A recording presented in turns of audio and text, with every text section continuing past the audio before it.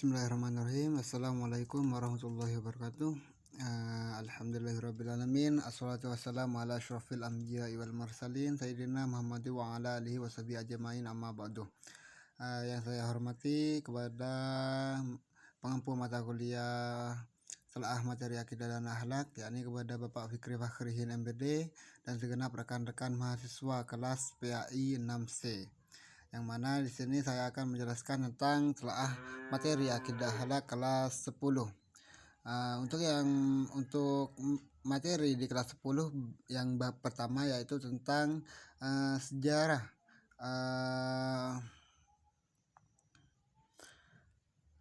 munculnya aliran kalam dalam peristiwa tahrim, yang mana adapun dari sejarah ilmu kalam menjelaskan tentang yang pertama yaitu tentang akidah Islam pada masa Nabi. Ketika Nabi Muhammad SAW masih hidup, umat Islam masih bersatu padu, belum ada aliran-aliran atau firqah. Apabila terjadi perbedaan pemahaman terhadap suatu persoalan, maka para sahabat langsung berkonsultasi kepada Nabi. Dengan petunjuk Nabi tersebut, maka segala persoalan dapat diselesaikan dan para sahabat mematuhinya.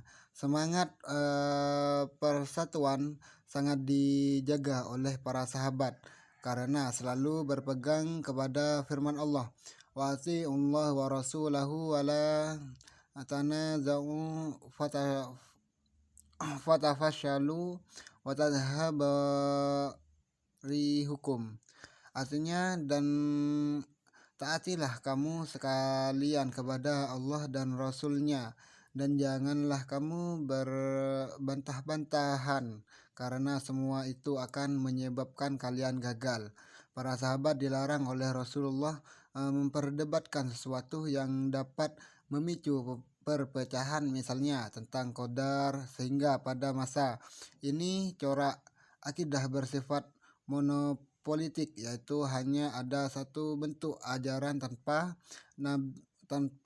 perbedaan dan persanggahan dari para sahabat.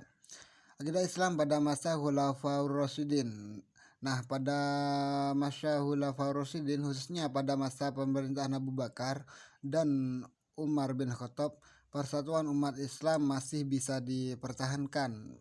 Biarpun pada awal masa kekhalifahan Abu Bakar Siddiq sempat muncul beberapa nabi palsu dan kesengganan sebagian umat Islam membayar zakat, namun semua permasalahan tersebut dapat diatasi Abu Bakar As-Siddiq. Benih-benih perpecahan mulai muncul pada akhir masa pemerintahan Utsman bin Affan, yaitu ketika Khalifah Utsman bin Affan melakukan reformasi di bidang administratur pemerintahan. Kebijakan yang diambil Khalifah Utsman tersebut berdampak kepada situasi politik yang tidak stabil. Situasi politik yang tidak stabil pada masa pemerintahan Khalifah Utsman bin Affan mempercayai puncaknya dengan terbunuhnya Khalifah ketiga tersebut. Akidah Islam pada masa Bani Umayyah. Nah, pada Bani Umayyah perbedaan di bidang akidah sudah sangat tajam. Kondisi ini terjadi karena kedaulatan Islam sudah mulai kokoh, sehingga umat Islam semakin leluasa untuk mengembangkan pemikiran-pemikiran yang sebelumnya tidak disentuh. Masuknya pemeluk Islam yang berasal dari berbagai daerah yang masih membawa alam pikiran dari keyakinan sebelum memeluk Islam juga menjadi faktor perkembangan pemikiran kalam umat Islam mulai tertarik untuk mendiskusikan masalah qadar. Begitu juga masalah isti'ah.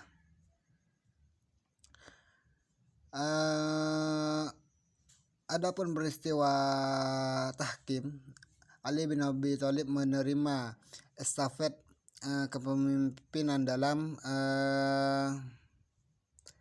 kepemimpinan dalam menerima estafet kepemimpinan peristiwa pembunuhan Utsman bin Affan menjadi beban yang sangat berat untuk diselesaikan.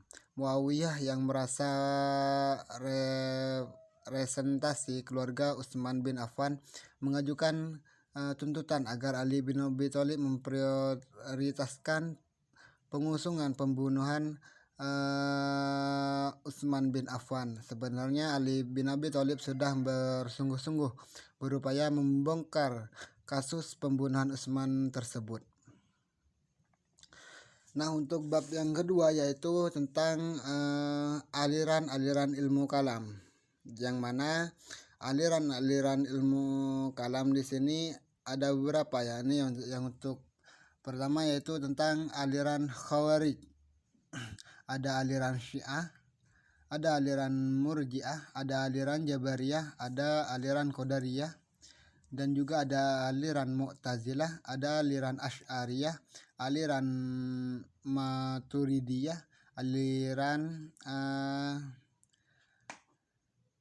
dan juga lain-lainnya. Untuk bab yang materi yang ketiga yaitu tentang menghindari dosa